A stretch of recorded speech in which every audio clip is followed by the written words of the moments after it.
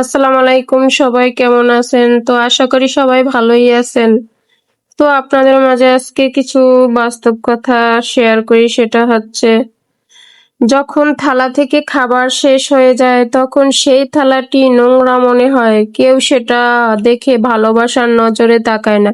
ঠিক তেমনি যখন মানুষের কাছে আপনার প্রয়োজন ফুরিয়ে যায় তখন তাদের কাছে আপনাকে বেকার মনে হতে থাকে, আর কোনো মূল্য থাকে না। কিন্তু জানেন, থালাটা নোংরা নয়, ওইটা তো কারো পেট ভরিয়েছে। ঠিক তেমনি আপনিও বেকার, আপনি তো মানুষের প্রয়োজনে তাদের পুরোপুরি সঙ্গ দিয়েছেন।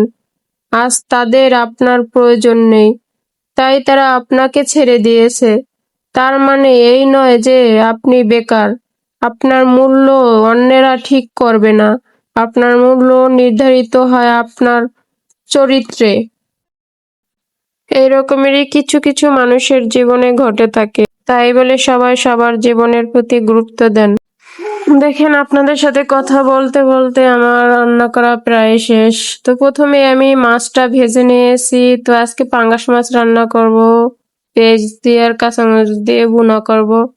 মাছটা প্রথমেই ভেজে নিয়েছি, এখন পেঁয়াজ, কাঁচামরিচ, মশলা, আদা রসুন বাটা এগুলো দিয়ে ভালোভাবে কষিয়ে নিয়েছি। এখন হলুদ মরিচের গুঁড়ো দিয়ে এখন ভালোভাবে কষিয়ে নেব।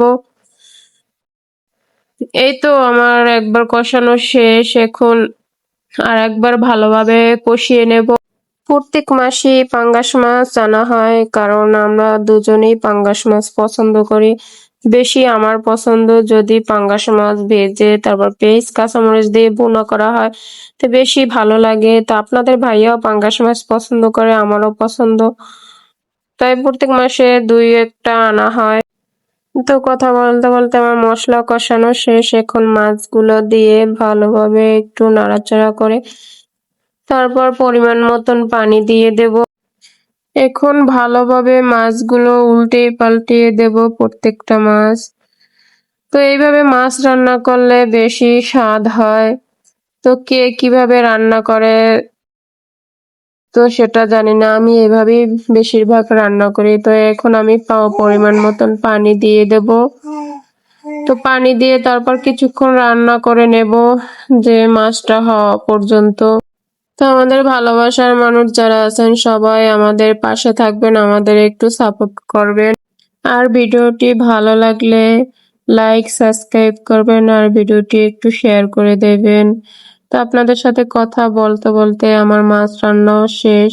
তো আমার মাছ রান্না কেমন হয়েছে, মাছের রান্না করার কালারটা কেমন হয়েছে, তো সবাই কমেন্টে বলবেন। তো আজকের ভিডিওটা এই পর্যন্তই। সবাই ভালো থাকবেন, সুস্থ থাকবেন। আল্লাহ হাফেজ।